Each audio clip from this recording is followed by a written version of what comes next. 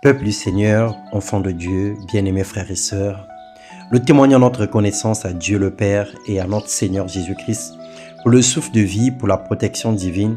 Nous disons Hosanna au plus haut des cieux, à l'agneau immolé. Bienvenue dans ce partage, nous parlons de l'élection divine parce que nous sommes choisis par la grâce, nous sommes élus par la grâce de Dieu. Dans Acte 1, le verset 23 au verset 25, la Bible déclare: Ils en présentèrent deux, Joseph appelé Barsabas, surnommé Justice, et Matthias.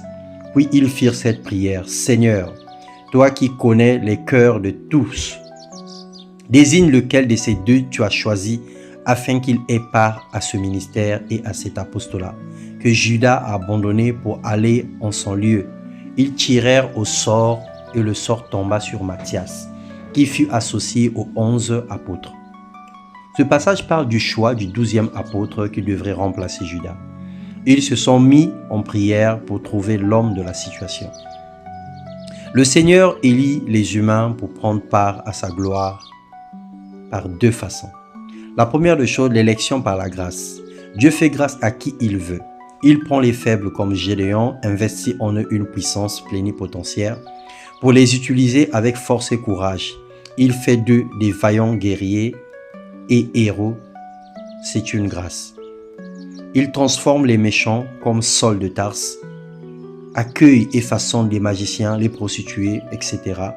Indépendamment de leur volonté, c'est également une faveur imméritée. Ésaïe 26, le verset 10. La deuxième façon que Dieu peut élire une personne, c'est l'élection par la distinction du Saint-Esprit. C'est le résultat d'une vie bâtie en Jésus, ayant été transformée, marchant dans la crainte de Dieu, menant une vie de prière, étant pieux, etc. Les choses dans la vie de cette personne ne sont pas seulement grâce, mais également mérite et prédestination. On peut parler de Josué, qui suivait Moïse, qui attendait au pied de la montagne. Et lorsque le moment fut venu, Josué a remplacé Moïse parce que le Saint-Esprit l'a qualifié à cause de l'excellence du travail qu'il s'est donné durant la vie de Moïse. Il est victime de l'approbation céleste. Cette personne est victime de l'approbation céleste. Tout ce qu'il fait lui réussit. Sa vie est comblée de puissance de feu et ses paroles deviennent esprit et vie. Nous avons Acte 55, nous pouvons parler de l'histoire de Étienne. En conclusion, la grâce est trompeuse. Vaut mieux le témoignage du Saint-Esprit que le hasard de la vie, qui nous qualifie par grâce. Lorsque Dieu approuve les voies d'un homme, il dispose tout en sa faveur, dont le pouvoir de créer par la parole, d'appeler à l'existence les choses invisibles. Au vers 31, le verset 20.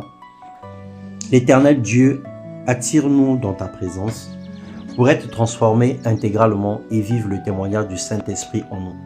Nous voulons que nos vies soient des vies de témoignage. Nous voulons participer et être élus le jour de ton élection. Que la présence de l'Esprit de Dieu attire tous qui sont à toi, attire tous qui ont la marque de l'Esprit, attire tous qui honorent le Seigneur Jésus-Christ, attire tous qui ont donné de toute leur énergie pour pouvoir faire ta volonté, afin qu'ils ne manquent pas à l'appel lorsque toi tu descendras dans ta gloire. Dans le nom puissant de Jésus-Christ. Amen.